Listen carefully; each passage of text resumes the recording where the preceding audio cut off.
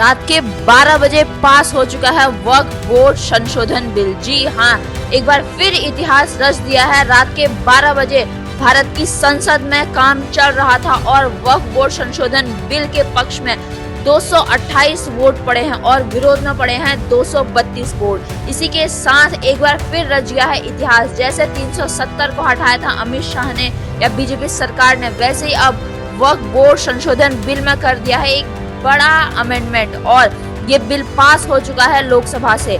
रात को 12 बजे तक चल रही थी भारत की संसद। आपको बता दें, ये वक्फ बोर्ड संशोधन बिल ये बीजेपी के लिए एक बहुत बड़ी जीत है। जी हाँ, ये बिल पास हो चुका है। जी हाँ, ये वही वक्फ बोर्ड संशोधन बिल है जिसके विरोध में ओवैसी ने कानून को फाड़ दिया। उन्होंने कहा जिस तरह से महात्मा गांधी ने फाड़ा था वैसे उन्होंने उन पन्नों को फाड़ा और कहा कि ये अनकॉन्स्टिट्यूशनल है। आपको बता दें, गृह मंत्री अमित शाह जैसे 370 के दौरान सदन में धारते हुए नजर आए थे, वैसे उन्होंने वक्फ बोर्ड संशोधन बिल पर बड़ी बातें कह दी और जो विपक्षी तुष्टीकरण की राजनीति करते थे उन्हें दिया करारा जवाब। उन्होंने दहाड़ते हुए कहा, गृह मंत्री अमित शाह ने, संसद का कानून है, सबको स्वीकार करना पड़ेगा। जी हाँ, ये वही वक्फ बोर्ड संशोधन बिल है जिसके विरोध में मुस्लिम पर्सनल लॉ के नेतृत्व में देश भर के हम कह सकते हैं कि मुस्लिम संगठन उतर गए थे जंतर मंतर पर और उसका विरोध करने लगे थे, परंतु अब पास हो चुका है वक्फ बोर्ड संशोधन बिल। इसी के साथ अमित शाह ने बड़ी बात कही है कि इससे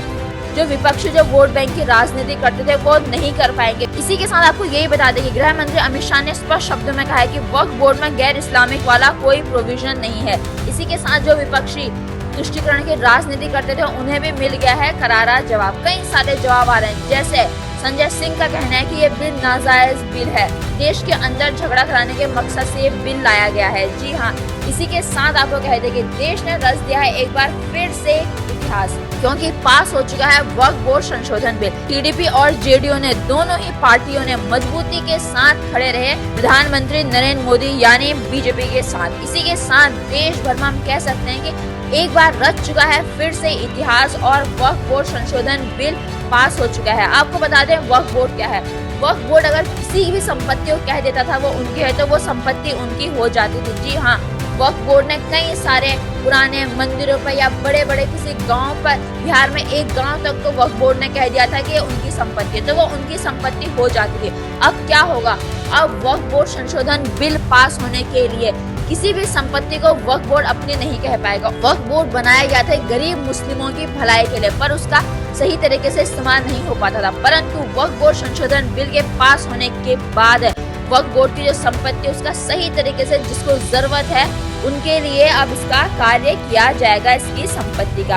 हम कह सकते हैं कि जिस तरह से बीजेपी सरकार एक के बाद एक बड़े ऐतिहासिक फैसले ले रही है, चाहे वो जम्मू कश्मीर में 370 की धारा हटाना हो या रात को 12 बजे देश की संसद चल रही थी और जहां रचा गया इतिहास और पास हो चुका है वक्फ बोर्ड संशोधन बिल। जी हाँ, और वक्फ बोर्ड संशोधन बिल के पक्ष में पड़े हैं 228 वोट और विरोध में पड़े हैं 232 वोट। जी हाँ, आपको बता दें, जब इतनी महत्वपूर्ण कार्यवाही चल रही थी देश की संसद में रात के 12 बजे जब पास हुआ ये बिल, परंतु यहाँ पे प्रतिपक्ष के नेता राहुल गांधी मौजूद नहीं थे। उन्होंने इस बिल के बारे में सिर्फ एक्स पर एक पोस्ट किया।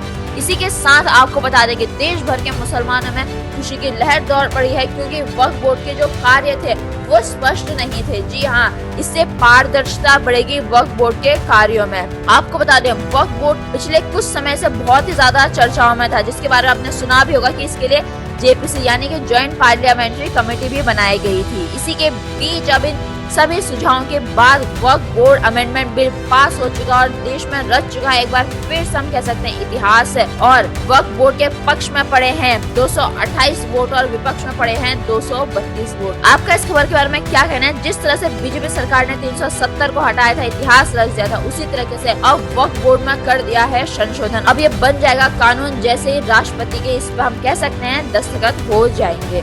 जी हाँ, क्या आपकी नजर में वक्फ बोर्ड संशोधन बिल सही है या गलत? आप हम तक अपने विचार जरूर साझा करें और आप वक्फ बोर्ड के आगे के अपडेट्स के लिए बने रहिए आवाज नए भारत के साथ। सब्सक्राइब करें आवाज नए भारत को। आप सभी का बहुत बहुत धन्यवाद।